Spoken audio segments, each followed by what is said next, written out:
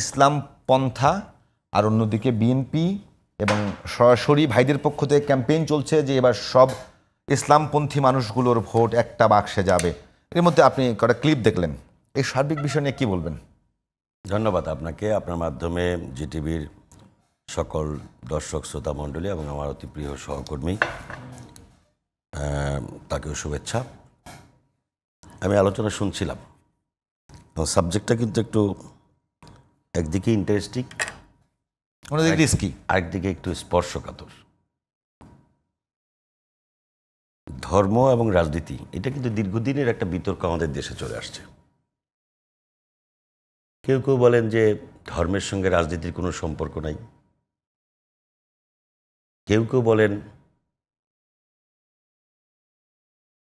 ধর্মই হচ্ছে রাজনীতির মূল চাবিকাঠি, কেউ কেউ বলেন যে ধর্ম এবং রাজনীতি দুটি সমান্তরাল এবং একে অপরকে সহায়তাকারী। আপনার আলোচনা এবং গাজী ভাইয়ের আলোচনা দুজনের মধ্যে থেকেই একটা জিনিস যেটা বের হয়ে আসছে। গাজী ভাই বলার চেষ্টা করেছেন যে, আপনি যেটা বের করার চেষ্টা করেছেন যে পৃথিবীর কোথাও আছে কিনা,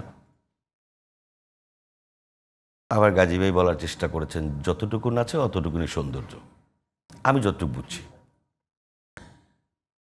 আমাদের দেশের হয় কি নির্বাচনের সময় ধর্মের এই ব্যবহারটা বেড়ে যায়। আমাদের আলোচনার বিষয় ওই জায়গাটাতেই। আমরা যাকে ফ্যাসিবাদ বলি, শেখ হাসিনা, তিনি কিন্তু 21 বছর পরে যখন নির্বাচনী মাঠে নেমেছিলেন, ওই স্বৈরাচারণী মাথায় পট্টি আর হাতে তসবি এই নিয়ে কিন্তু সারা দেশ ঘুরে বেরিয়েছে। তার ওই পট্টিওয়ালা ছবি কিন্তু এখনো মাঝে মাঝে পাওয়া যায়। না, বাংলাদেশের রাজনীতিতে আছে যে শাহজালালের মাজার জিয়ারত করে রাজনীতি শুরু করে, মাজার জিয়ারত ক্যাম্পেইন শুরু করে। আপনি অনেকে একটা কিছু পাওয়ার পরে 2 রাকাত নামাজ পড়ে, এটা তো তার ধর্মীয় আবেগ বিশ্বাস থেকে করে, ওটা অন্যায় না। কিন্তু সে তো সারা বছর পট্টি পরে নাই, সারা বছর হাতে তসবি ছিল না, আর সারা বছর যেখানে যায় ওখানে একটা মাজার দেখলে জিয়ারত করে না। কিন্তু শুধু নির্বাচনের সময় মাজার জিয়ারত আর নির্বাচনের সময় মাথায় টুপি বা তসবি বা পট্টি বান্ধা, এইটাকে আমরা ধর্ম ব্যবসা মনে করি। ধর্ম মানুষের জীবনে প্রত্যেকটা মানুষের যার যার বিশ্বাস অনুযায়ী প্রতিটা ধর্মই মানুষকে সুন্দর পথে চলার জন্য শেখায়। আমরা যেহেতু মুসলমান, আমাদের দৃষ্টিকোণটি ইসলাম হচ্ছে সবচাইতে বড় সৌন্দর্য। ইসলামের নিয়ম নীতি অনুযায়ী একজন মানুষ যদি চলতে পারে, তার জীবনটা পরিপূর্ণভাবে পরিপূর্ণতা লাভ করে এবং সৌন্দর্যে ভরে যায়। এখন আমাদের দেশের মানুষ ওই যে 92% মুসলমান, গাজী ভাই বলতেছিলেন যে এর মধ্যে সবাই কিন্তু চায় না যে পরিপূর্ণ ইসলামে জীবনযাপন করতে। এটা ঠিক, কিন্তু ইসলামকে অপছন্দ করে, এরকম কেউ নেই, ইসলামের কোনো নিয়ম কানুনের বিরোধিতা করে এরকম কোনো নামধারী কিছু লোক আছে যাদেরকে আমরা সমাজে নাস্তিক বলে প্রচার করি, কিন্তু যারা ইসলাম ধর্ম বিশ্বাস করে মানে মাস পিপল না, এটার মধ্যে না, মাছ পিপল নাই। এখন এই যে বলতেছে এক এক সময় এক এক রূপ ধারণ করে, কিন্তু যেমন নির্বাচনী ইশতেহারে বিভিন্ন বক্তব্য নিয়ে আসে যে আমি এই করে ফেলবো ওই করে ফেলবো। এবার ইসলামী রাজনৈতিক যারা করেন তারা বলতেছেন ইসলামের এক বাক্স। ইসলামের এক বাক্স হলে সুবিধা হলো যে ইসলামের প্রতি যারা দুর্বল তারা ওইটা বিশ্বাস করে ইসলামের বাক্সের মধ্যে ভোট দেওয়ার সম্ভাবনা আছে। ইসলামের এক বাক্স তো ইতিমধ্যেই ধরেন বাক্স কয়েকটা দাঁড়ায় গেছে, সেখানে এক বাক্স হওয়ার কোনো সুযোগ আছে বলে আমি যেটা বলছি যে মনে হচ্ছে না। ফেব্রুয়ারিতে যদি নির্বাচন হয়, কথা বুঝেন, ফেব্রুয়ারিতে নির্বাচন হলে জানুয়ারি ফেব্রুয়ারি এই 2 মাস, না তার আগে থেকে যদি ধরি, নভেম্বর ডিসেম্বর, অক্টোবর নভেম্বর ডিসেম্বর জানুয়ারি ফেব্রুয়ারি এই পর্যন্ত পুরোটাই হলো ওয়াজের মৌসুম, শীতকালে। তো এখন পুরো সময়টা যদি ধর্মকে বা ইসলামকে শুধুমাত্র, মানে এই যে আমি আবারও বলছি যে আমি রাজনীতিতে ব্যবহারকে নিষিদ্ধ মনে করি না, ব্যক্তিগতভাবে মনে করি না। ধরেন ধর্মকে কোনোভাবে, ধর্ম খুব সফট একটা জায়গা, সেটাকে যদি ব্যবহার হয় এইবারের নির্বাচনে ব্যাপক আকারে, ধরেন একটা সময় প্রচণ্ড ভীতি কাজ করতো, আইনশৃঙ্খলা বাহিনী ডিসি সাহেবদের কাছে অনুমতি নেওয়া লাগতো, একটা ভয় ছিল। তো এই যে যদি হয়, সেটি কি বাংলাদেশের রাজনীতিতে বড় ধরনের একটা প্রভাব পড়বে, সেটা কি সুখকর হবে না অসুখকর হবে? সুখকর অসুখকর বিষয় নাই। আপনি মত প্রকাশের স্বাধীনতা, এটা আমাদের গণতান্ত্রিক ঐতিহ্য, গণতান্ত্রিক সৌন্দর্য। যেই গণতন্ত্র প্রতিষ্ঠা করার জন্য আমরা লড়াই করেছি, সংগ্রাম করেছি, রক্ত দিয়েছি, জীবন দিয়েছি, সেখানে ভিন্ন মত বা নিজের মত প্রকাশের অধিকার সাংবিধানিকভাবে স্বীকৃত। এখন ওয়াজের মৌসুম বলে আমি বলবো যে হুজুররা তো সব জায়গায় বলে বেড়াবে, তো আমি যে বললাম, ওই জন্যই বললাম যে ইসলামের যে এক বাক্স, অলরেডি সেই এক বাক্সের জায়গায় 2-3 বাক্স কিন্তু দাঁড়ায় গেছে। এবং রাজনীতিবিহীন ইসলামের কথা যারা বলেন, আমরা তাদের পক্ষে নই।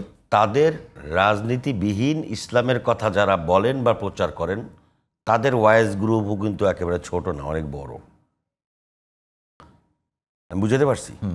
রাজনীতি করেন না, কিন্তু ইসলামের প্রচার করেন, মাদ্রাসা লালন পালন করেন, শিক্ষা, মাদ্রাসা শিক্ষাকে নিয়ে রাজপথে থাকেন, ধর্মীয় চিন্তা চেতনার পক্ষে মাঠে লড়াই করেন, কিন্তু কোনো স্পেসিফিক রাজনৈতিক দর্শনের উপরে লড়াই করেন না। সেরকম বক্তাও কিন্তু এই ওয়াজের মৌসুমে তাদের সংখ্যাও কম না, কিন্তু তারা কিন্তু অলরেডি এই এক বাক্সের বাইরে চলে গেছে।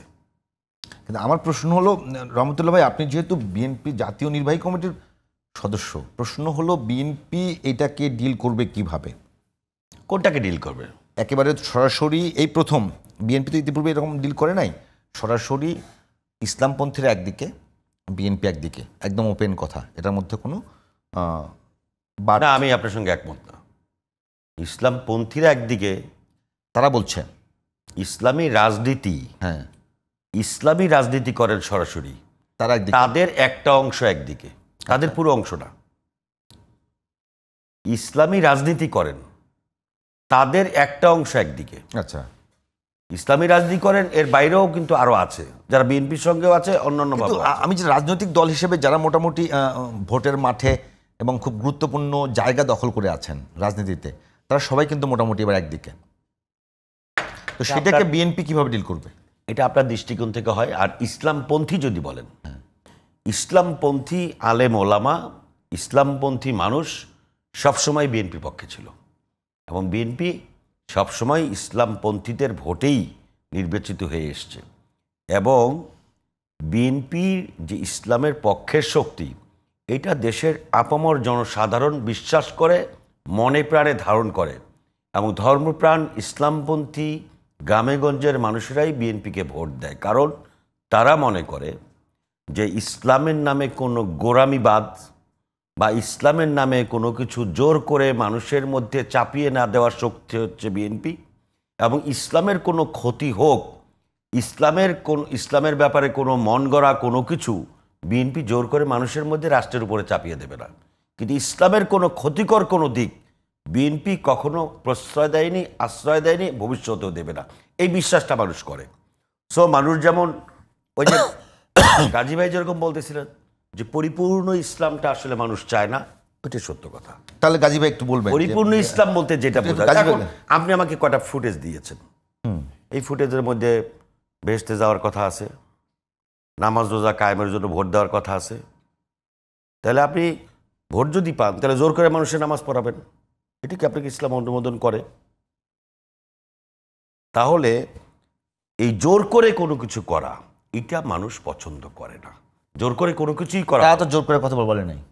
এখন আপনি বলেন যে ভোট দিলে যদি আপনি বেহেশতে যান, বেহেশতটা যদি আপনার কনফার্ম হয়ে যায়, তাহলে নামাজ রোজা দরকার নেই। এখন নামাজ রোজা আপনি যদি জিজ্ঞেস করেন যে ভাই আপনি নামাজও পড়ার দরকার নেই, রোজাও রাখার দরকার নেই, যেমন আপনি অমুসলিমদেরকেও বলছেন, অমুসলিমদেরকে এবার বিভিন্ন ইসলামী দল টানার চেষ্টা করতেছে, তাহলে আপনি নামাজও পড়বেন না, রোজাও রাখবেন না, ভোটটা আপনি ইসলামপন্থীদের দিলেন, তাতে কি উনি বেহেশতে যেতে পারবেন? এটা তাদের ব্যাপার, মানুষ এটা চিন্তা করে। একটু